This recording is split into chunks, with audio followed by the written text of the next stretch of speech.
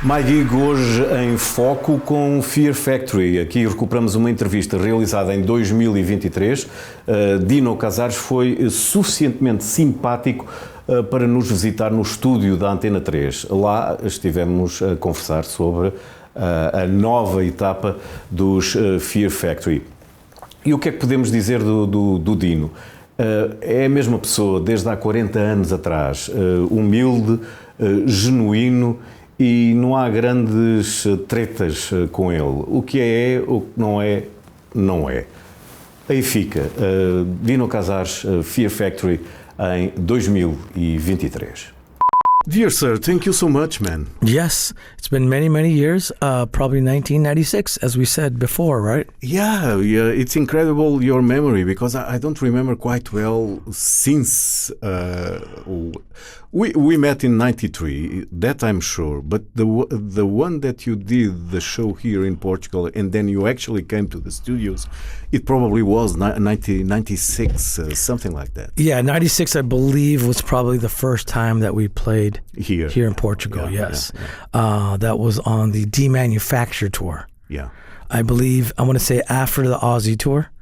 Probably, yeah. Yeah, because we were, by that time, Demanufacture really took off in Europe, and MTV Headbangers Ball really pick on it. Yeah, they picked us up and they were really pushing us. Yeah, Headbangers Ball, because of a woman named Vanessa Warwick. Yeah, she really got behind the band. She also filmed a video for us for Self Bias Resistor in the studio at Headbangers Ball MTV building. Oh, really? Didn't know that. Yeah, she filmed a video, Self Bias Resistor, and she just really got behind it, and she really just took us under her wing, and she was part of the reason why we, really took off here in Europe, in UK and Europe. Do you think that was the main reason why Europe picked up on Fear Factory than the United States? Because there was a bit of a time lapse, so to say. Well, you got to realize in America at that time, there wasn't really a big outlet for a big commercial outlet for heavier music. Over the years, 25 years, it progressed, and now you got bands like System of a Down. You got, obviously Korn back in the late 90s, and Limp Bizkit and all that stuff really opened the doors for heavier bands. And now you got like Five Finger Death Punch and songs with double bass in it. But at the time, when we came out, when Demanufacture came out in 95, 96, they were not looking at us to put us on radio at all. It was mainly all alternative music, like, of course, Soundgarden, Nirvana, Pearl Jam. Yeah. That stuff was taking over the airwaves. Yeah. And we were just, we just had to tour a lot in America. And you did, and you achieved your goals, so to say. Yeah, I mean, every record we probably toured for definitely almost 2 years, every record. Even more, because there is something like a 4-year gap between the release of the albums, isn't it? No, usually about 3-year gap. Usually two okay. years touring and then 1 year to do the record. To do the record. Yeah, that's how we did. It was insane, Dino. Very, very insane. I mean, I remember when we came over here in 96 in Europe, we did I think it was some insane amount of shows in Germany. We did 18 shows in Germany. We never left Germany. It was like we lived here. That was good news. At least you were doing it, isn't it? Yeah, it was great. We had a great time. And I noticed that, over the years since I've been coming here since 93, that a lot of things have changed. There's much more Americanized here in Europe. With Starbucks and all these different all these different corporations have moved here and taken over. And even when I go to the malls sometimes, you see all the Foot Lockers and you see all the American stores, and it's like I never left America. Yeah, it's some true. of these malls. Yeah, it's true. And that was one of the things that I remember a lot of artists saying that, man, we want to go to a McDonald's and there is any in the 80s in Portugal, for instance. But nowadays, you have most of the brands that are a main thing in the United States. I mean, I'm waiting for Walmart to come here. I mean, I wouldn't. You know what I mean? That's the next big one. I don't know if that's gonna happen, but anyway, we have a lot of things similar to the Walmart. In America, Walmart is like God. Yeah, it is. I mean? Yeah, especially for the touring musician because they have big parking lots, so you can park the bus there. Ah, yeah. You know what I mean? That's the main reason. Yeah, and you get to go use the bathroom, and you can go buy stuff, and so it's kind of a spot where people like to go when you're on tour. A home away from home. Yeah, you feel comfortable with that. Yeah, it's really weird that we're talking about it, but yeah, that's what happens. Tell me, Dino, a new phase in Fear Factory. How did you get Milo? And for what I heard, he's getting great reviews. He's getting amazing reviews. Yeah. I mean, he's killing it. It was a long process, because, we obviously, Fear Factory went through a lot of legal battles, right? We were 4 years? Yeah, we were not doing anything for a few years. And then, the final outcome, obviously, I won the name in a court at a default in a way, you know what I mean? But within that process, I was obviously, Bert didn't announce that he was leaving the band, but I knew he was leaving the band. It wasn't a surprise to me. So when he finally left is when I put it out there, hey, I'm looking for a singer. And so when I did that, I put an email and we just got an insane amount of people. And it was hard to go through every one. So me and my manager at the time, we were going through as many as we could. And so whenever he saw something that was good, he would send it to me. Oh, man. Right? And he said, okay, you got to check out this guy. You got to check out this girl or whoever, right? And there was a lot of really good people, and it's really hard to pick that person. But for a while there was a few females that were really good. I remember you putting that out on the social media. Yeah, because I wanted to keep it open. I didn't want people to think that I was just looking for this one type of person. Yeah, you know what I mean. And so I wanted to keep it open, and I wanted to broaden it to everybody. You know what I mean. And I got a lot of funny videos too. A lot of funny people were sending in videos of them farting on the microphone, saying, "Hey, I'm your new singer." It was pretty funny. And there was one time where a guy he was in his kitchen and he put the cassette player, he hit start on the cassette player, and then his cat walked on the cassette player and pressed stop. And he's like singing and he started yelling at his cat. It was pretty funny. But yeah, we had a lot of weird videos of people sending in weird videos and stuff. But Milo stood out. He was one of the guys that stood out. He was in the top 5 for a long time, and there was a couple of females as well that were in the top 5. And then obviously that was during COVID, so Milo couldn't come to America, and a lot of people who I wanted to audition couldn't come. Okay. Right, because travel restrictions. Yeah. Flights were, you couldn't get a flight. You couldn't even leave your country. Yeah, it's true. You know what I mean? So I didn't get to audition a lot of people that I wanted to physically, but the ones I did get to audition, they were all amazing. But when Milo came, and he was here for like 3 days in Los Angeles, and the first day he came, he did like 5 songs, like right off the bat, boom, 5 songs. I'm like, come tomorrow, let's do it again tomorrow, right? Okay. So then he came tomorrow, and he came the next day, and he did like 5 more songs. With not even looking at the lyrics, nothing. Because other people I audition, like, hey, we got to do this song. Okay. They pull up the lyrics and they're singing. And, yeah. They weren't so... Milo did not pull no lyrics. Oh, man. He did it all on his head. Unbelievable. Right? Then the third day, I'm like, come tomorrow again. I did like another 5 more songs. I was like, wow, this kid's impressive. And he nailed everything. It was amazing. Cool. Right? Yeah. And it just, over time, I was like, like a week later, I said, you have it. You're it. Oh, man. So you better get ready. But the cool thing about Milo is that he's also a big fan.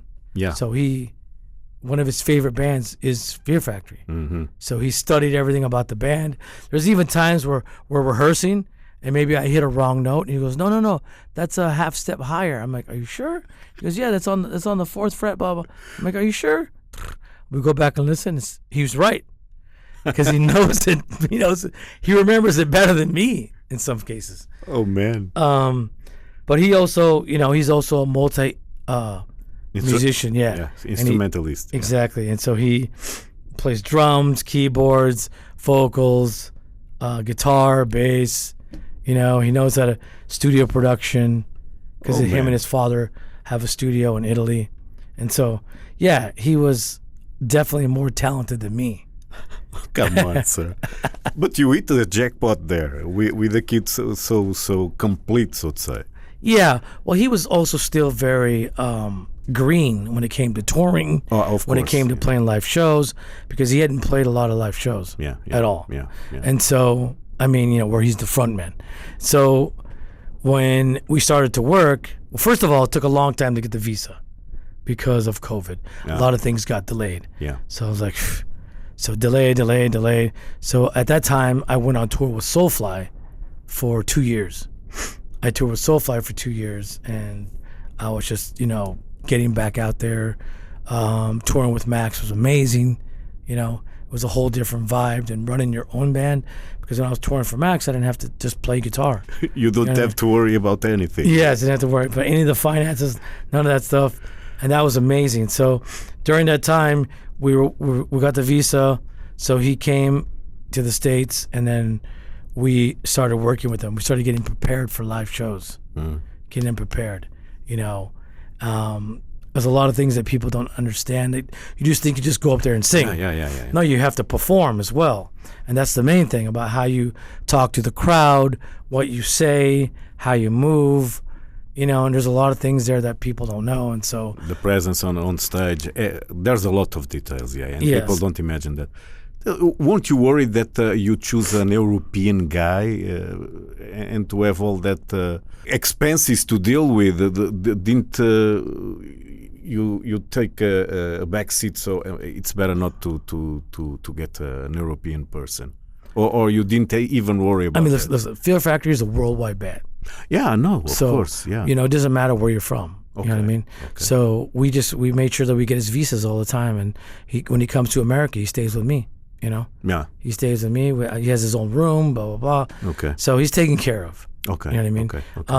The main focus is just him performing amazing every night, singing every night, getting a lot of rest, taking care of his voice, things like that. That's our main focus for him, because he's got big shoes to fill, and he's doing it very well. Yeah, and very well. He has to be in shape. It's not an easy task. This is probably his 80th show, maybe more, 85 shows now that he's been with us.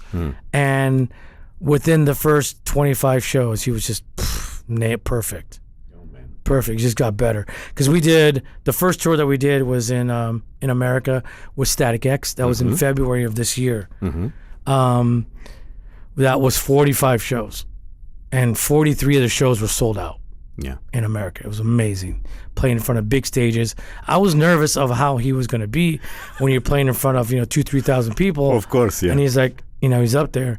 And we were always making a joke that he's going like, hi, and he freezes, you know what I mean? But he killed it. We did a lot of preparation. Another thing, too, that we prepared him for was the internet backlash.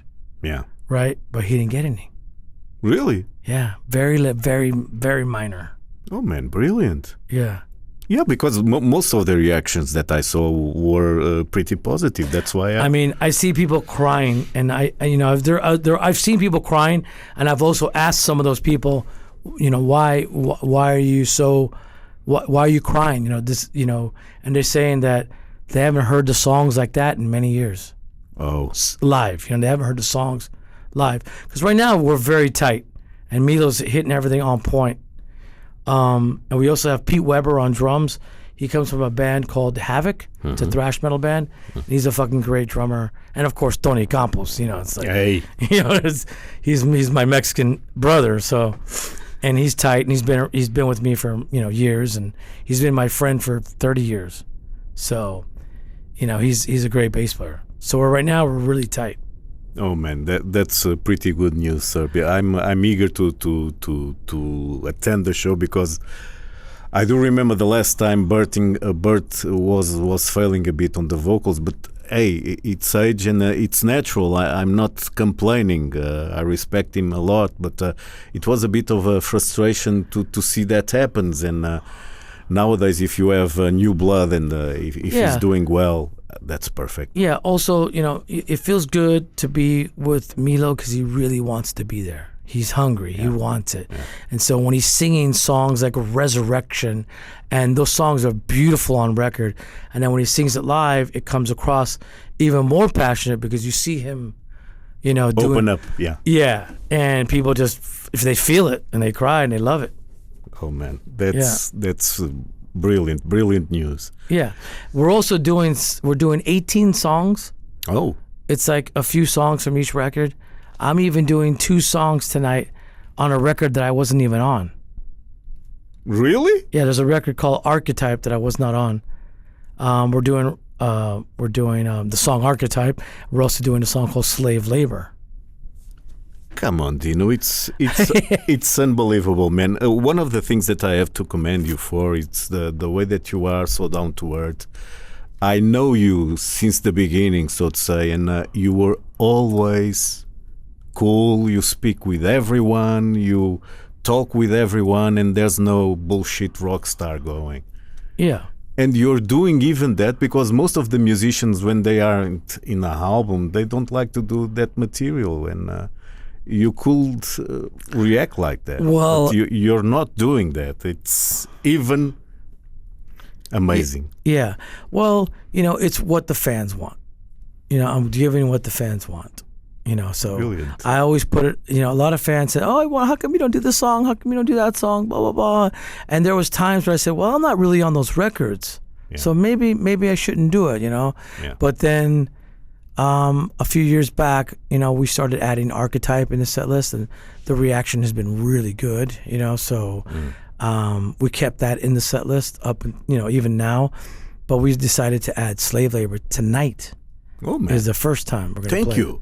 First live debut of that song with me, with me playing guitar. Of course.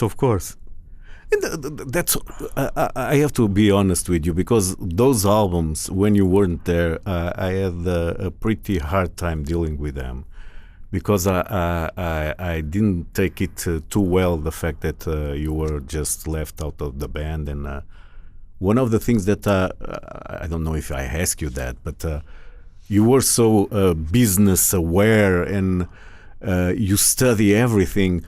How the hell did that happen, man?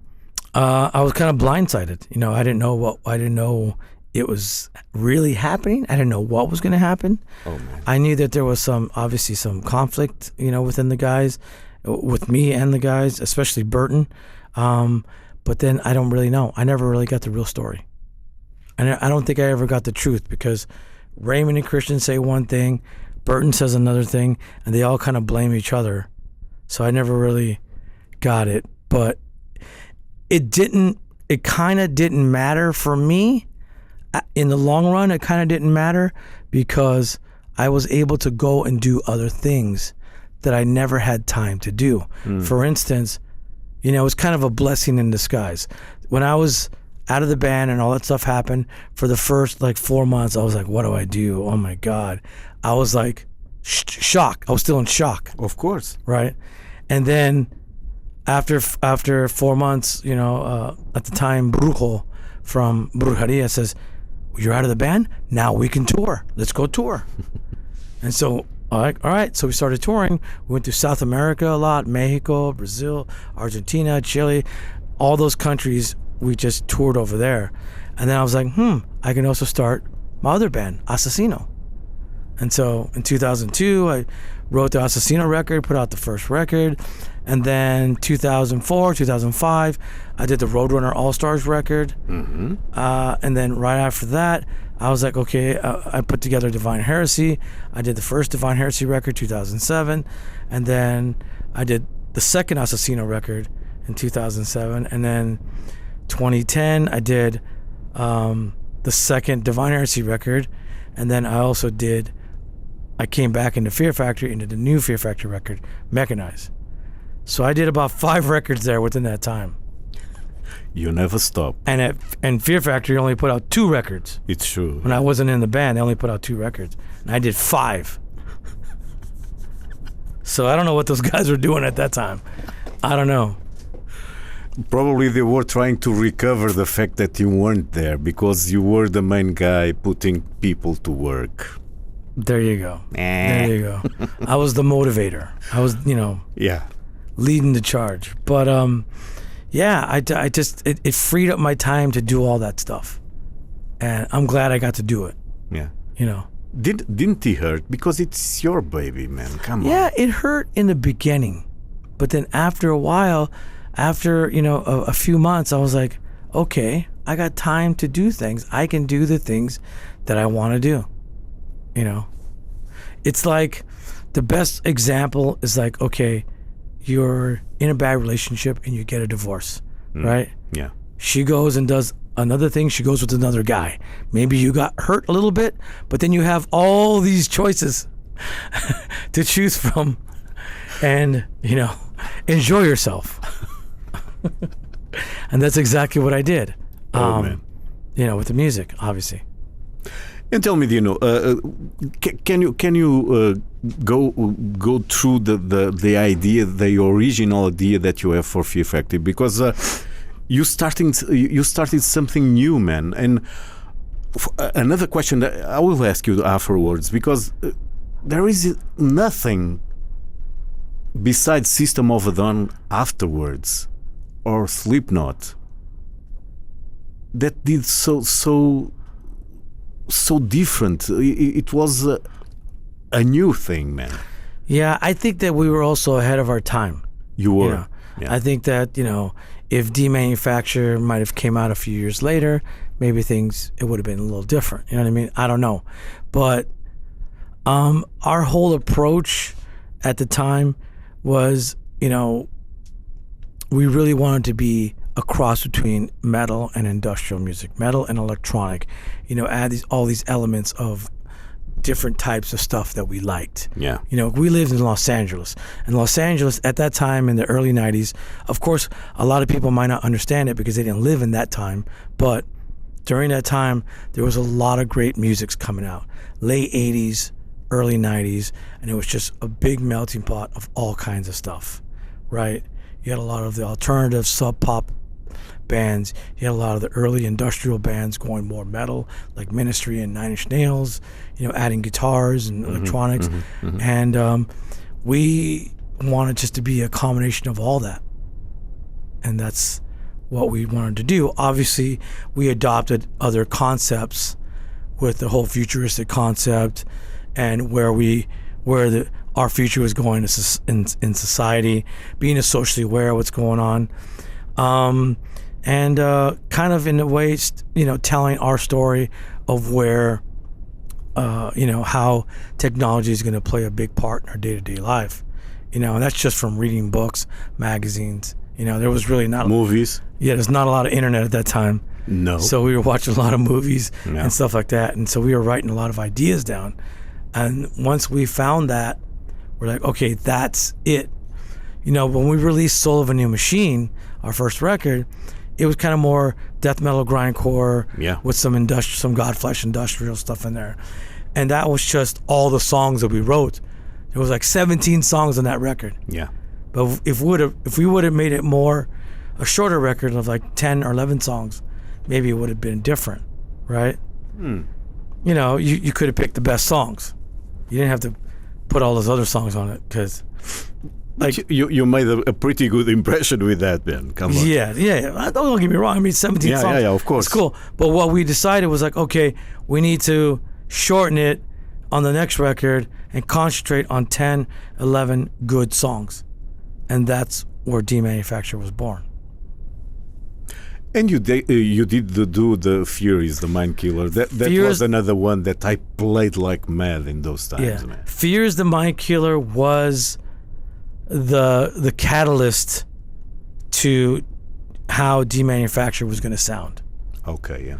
Because Fears the Mind Killer was kind of more like, especially like Scapegoat, Scum Grief was kind of more of Market. how we wanted to sound. Yeah, yeah. Right? Yeah, yeah.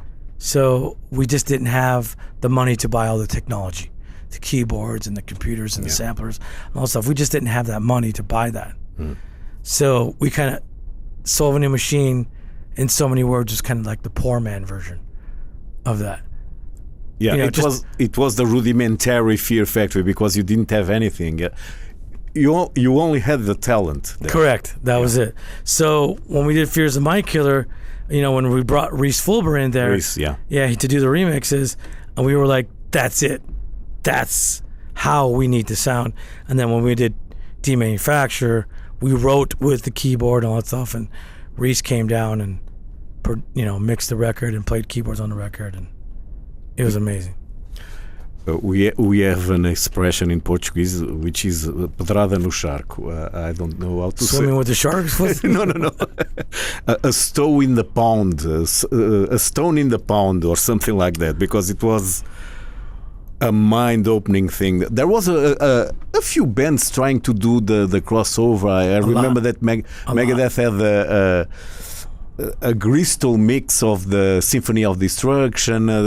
Even Pantera did some crossover industrial thing, but you guys just did it on the spot, man, and it worked perfectly. Most of the metal heads didn't understand it at the time, but there was you know, a few bands, of course, like Ministry and stuff like that were adding guitars. Besides the Ministry, but I'm saying there was a lot of bands.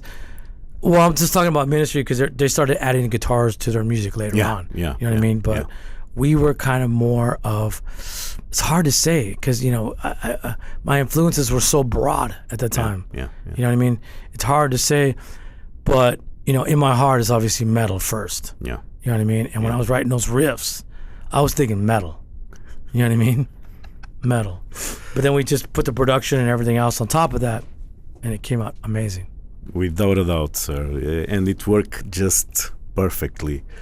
How do you look at the new generation that came afterwards? Because you had Sepultura who start messing around a bit with that kind of sounds.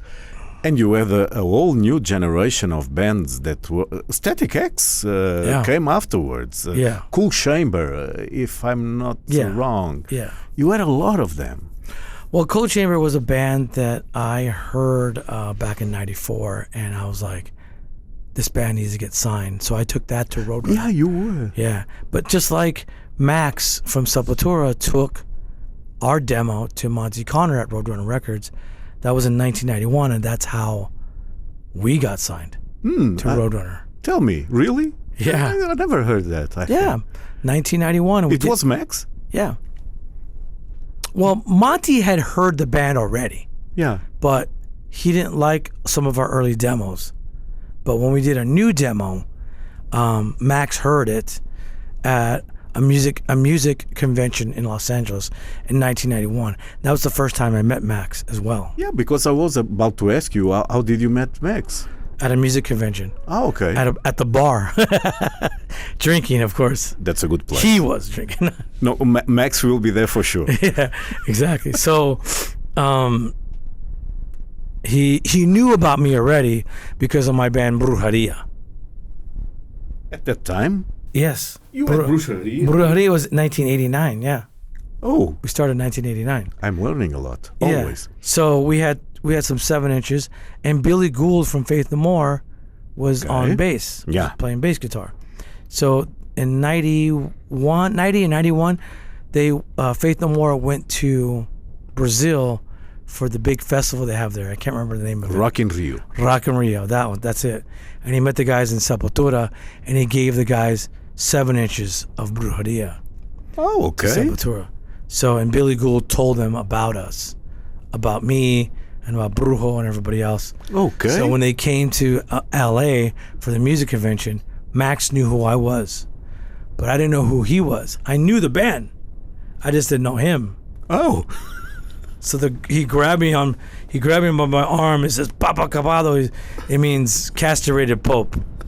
Papa Capado. And I'm like, what? Who the fuck is this guy? Get off me. Who are you? And he's like, I'm Max Sepultura. I'm like, oh shit. And I was like, right there. That's how we met. Oh man, brilliant. So then we just started talking. I gave him a cassette tape. I said, hey, I got a demo. You should check it out. And he's like, okay, let's go to my room. There was a hotel. Yeah. And so we went to his hotel, and he put it in his cassette player, little Walkman. If people don't know what that is, it's a little portable cassette player.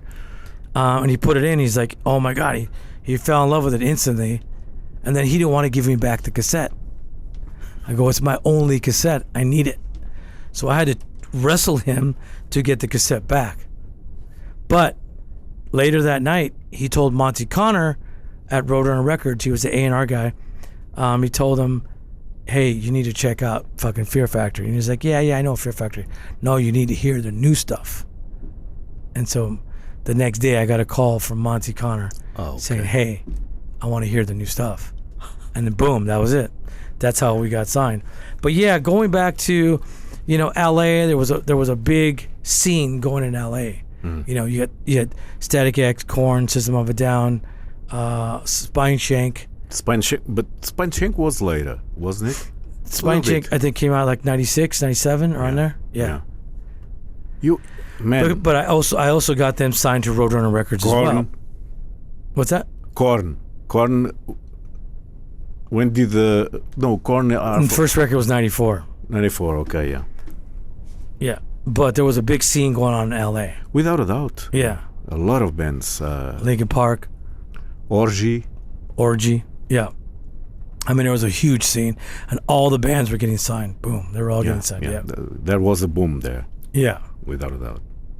And it's funny that nowadays you just sign with Nuclear Blast again through Monty Connor, isn't it? And Roadrunner got sold. Roadrunner Records got sold, and then Monty Connor went to Nuclear Blast, and he started his own imprint there. And then, ever since he left, I went there with him. I took Fear Factory there. And things are perfect, I think, nowadays, isn't it? Things are great. Things are going good. Yes. Yeah. Dino, do you want to speak a little bit about the next record, or is it too soon? You can talk. You can ask me whatever question you want. Really? Sure. Thank you, sir. So how it's going? You have the man there. How it's going to work, for instance, with lyrics? Oh, fine. Yeah? Everything's good, yeah. But we have 8 songs. Okay. We need to ever since we came back and we started touring earlier this year, boom, the offers started coming in. Touring offers. So we did Static X, went to South America, we toured with Lacuna Coil. Yeah. Yeah. And then now we're on this tour. And then next year we do the big tour with Machine Head Fear Factory in the US. We go to Australia right after that. Australia with Machine Head, New Zealand. And then we go back to the States. We do some more festivals in the States. And then we come back over here and we do festivals here. And that takes us all the way up to June of 2024. Okay. And now, after June, I'm trying to stop so we can finish the record. I don't know if you have the time, because you will have to do a lot of shows for sure. Well, we've been doing a lot of shows. I know. I mean, our schedule is very tight right now. Yeah. But I want to stop after June and then to start finish the record. But for instance, for lyrically, it's going to be the same. It's going to be the same as what Fear Factory always sings about. The relationship between man and technology. Yeah. But did you wrote lyrics before? It was Burton, all of them. Yeah, I had one lines and I had titles. Okay. I was good with titles. Mm-hmm. Okay, this song is called this. This song is called that. The record's called this. The record's called that. I was good in that way. I was good in sparking the idea. Mm-hmm. Bert was better at writing the story or the lyrics, right? Yeah. And that's exactly what we're doing now. Same thing. Oh man, brilliant. And it's perfect. It's great. Can't wait, my man. It's going to be good. Pretty good news. You have released with DJs. How do you discover those DJs? Or is it only Rice doing the suggestions and you have to approve it? No. Reese did a few of the songs, but The guy that I really was a fan of was DJ Zardonic. He's an Argentinian. Oh. But he lives in Brazil. Okay. And so I heard his music a while ago, and I was like, oh, I like this guy a lot. So when it came to doing the remixes, I thought he was great as far as putting the combination between together. Our music and his stuff, and it worked out amazing. I think that he's definitely, one of the standout guys on that record.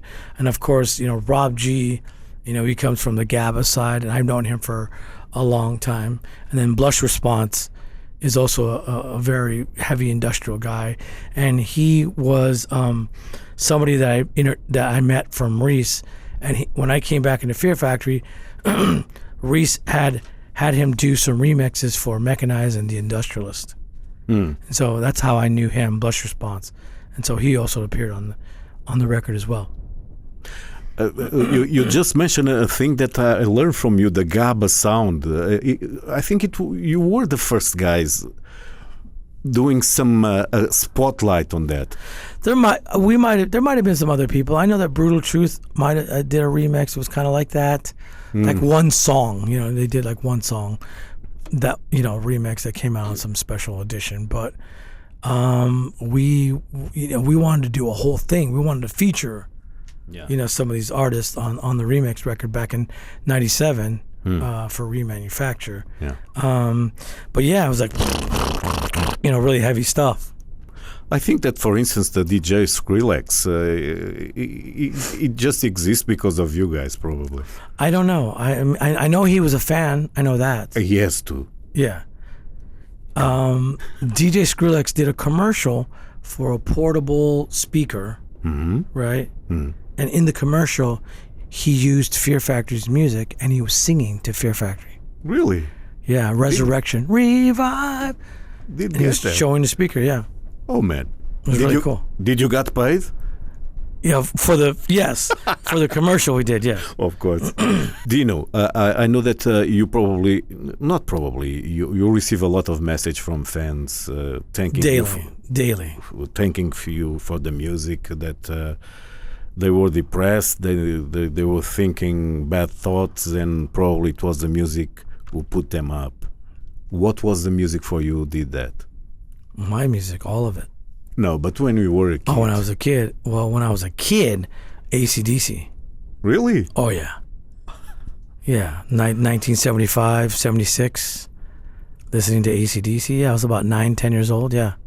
Oh, man. Oh, I fell in love with AC/DC. Yeah, it's one of my favorite also. Yeah. And before that, my father playing mariachi music, and then my mother playing the Beatles and stuff like that. So I heard that music, but it wasn't until I heard AC/DC, I was like, ah. Then, of course, everything after. Black Sabbath, Thin Lizzy, the stuff like that, all that stuff, Deep Purple. And then, of course, it got heavier in the early 80s. Of course, you had Iron Maiden, Judas Priest, and then the newer bands, the Motley Crues, yeah, the Van Halens, all that stuff, and it just progressed. Yeah. Metallica. And then after Metallica, Slayer, I was like, forget it. I liked anything that was heavy. Oh man, it was they were brilliant times. Nowadays, it's too much, isn't it? What do you mean? Too much music, too much bands. I get crazy, man. There are some weeks that I receive something like 100 albums. Yeah, it's from the whole spectrum within metal, prog metal, new metal, crossover, blah blah blah, death, black, ambient, crazy. Yeah, it's definitely. I understand what you're saying. It's like a saturation of just everybody, putting music out. Everybody, and I think even like things like Spotify is like, look, we're not. If your song does not get 1,000 spins, we're just not going to put it up there. Yeah, you know what I mean. And I think that's their way of controlling the saturation. Oh, okay. Never thought of that. They're probably going to be like, why do I have to pay this guy $1? It's like, forget it. That's how I look. That's how I look at it. How maybe that's how they see it as well. But I'm not saying I'm for it or against it. I'm just trying to give you my opinion about it. Of course. Yeah.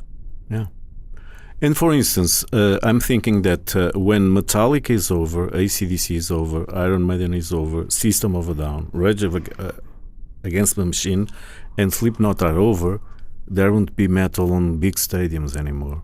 Why is that, man? Why there aren't a new generation of bands with that kind of appeal? Have you ever thought of that? I think there is. We just don't know them. Really? Okay. But as far as like another Metallica, it's impossible. there was bands who had opportunities. Such. Five Finger Death Punch. Okay. They had an opportunity. Avenged Sevenfold? Avenged Sevenfold. Trivium? Trivium could be another one. Yes. What happened? I don't know. Maybe they were not consistent. Maybe too many issues. Where if you look at Metallica, even though they went through issues and they went through some bad records, they still maintained being up there. Yeah. You know what I mean? They never stop working. Yes. Yeah. And they have a lot, an incredible first 4 albums, 5 albums. They are untouchable. Correct. And that's the main reason, I think. I really can't tell you. I can't. Come on, you can predict the future. It's the music, man. That's all the difference. I think. Are you saying unoriginality? Yeah. But if you listen to Metallica, there's a lot of unoriginality as well too. I mean, you hear a lot of Diamond Head. You know what I mean? Especially in the last album, yeah. But in the first albums, you didn't. Well, if you listen to some of the stuff that Dave Mustaine was saying, that you know Lars Ulrich's like, play this riff, that's like Sweet Home Alabama. You know what I mean? It's just like straight rip off. So yeah. Maybe in the first album, because Ride the Lightning, Master, I think that they are clean. I think their tone had a lot of good metallic tone to it. It was like early Diamond Head, stuff like that. Yeah. Dino, you have to go. Thank you so much for this moment, and I'm expecting to talk with you soon, next year. Yes, with a new album, for sure. With a new record, yes. Without for sure, next year. Yeah. Maybe this year with a new song. Oh. So. That will be a surprise for the Christmas metalheads. Yes. Oh man, that's great, man. Do you have a date already? No. I don't have a date yet. But Sir, thank you for all the years of always promoting Fear Factory. We totally appreciate that. We're one of the guys who was there from the beginning, and we recognize that, or I recognize that. Unforgettable name, António Freitas. So, Dino, it is a pleasure. Thank you for the great music, man. I can tell you a lot of stories. When I first heard the Fear Factory from a promo CD from Roadrunner, I was astonished, and I think, oh man, this is impossible. It's brilliant, man, and that's the feeling. It was typo negative, you, and just a few, but you prevailed. That's it. Thank you, man. And tonight is going to be a great show. We have a lot of songs that are from each time period of each record. Brilliant. Brilliant stuff. Brilliant. Thank you so much, Dino. Thank you, man. Appreciate it. Bye-bye. Dino, just to finish, I'm going to ask you an ID if you don't mind. Sure. Hi, I am Dino Cazares. It's too close. Too close. It's distorting. Yeah. Okay.